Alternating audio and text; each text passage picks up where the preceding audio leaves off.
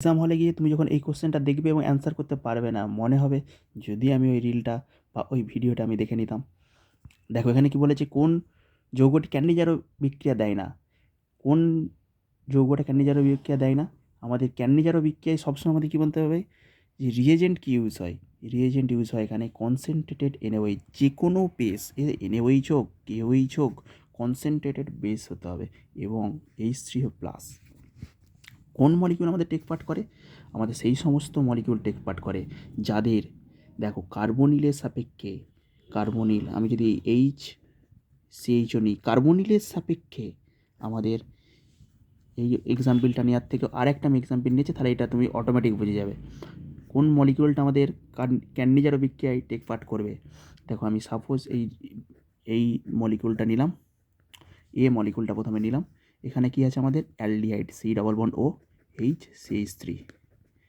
কার্বনিলের সাপেক্ষে যে পাশের কার্বনটা আছে, এই পাশের কার্বনে কোনো হাইড্রোজেন যদি না থাকে, এই কার্বনে কোনো হাইড্রোজেন যদি না থাকে, তবে সেটা ক্যান্ডিজারো রিয়াকশানে টেক পার্ট করবে, মানে অ্যালডোলের অপোজিট। এখানে কোনো হাইড্রোজেন নেই, কার্বনিলের সাপেক্ষে যে পাশের কার্বন এটাতে কোনো হাইড্রোজেন নেই, তাহলে এটা আমার ক্যান্ডিজারো বিক্রিয়ায় পার্টিসিপেট করবে।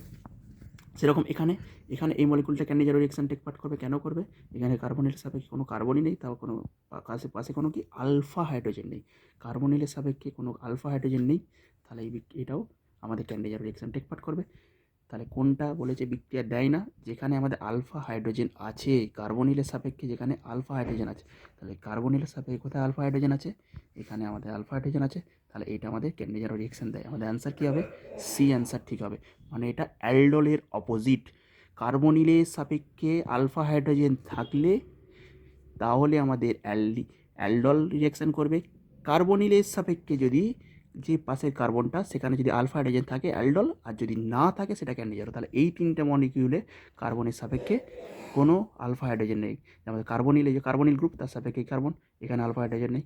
কার্বনিলের সাপেক্ষে আলফা হাইড্রোজেন নেই, কার্বনের সাপেক্ষে এখানে আলফা হাইড্রোজেন নেই।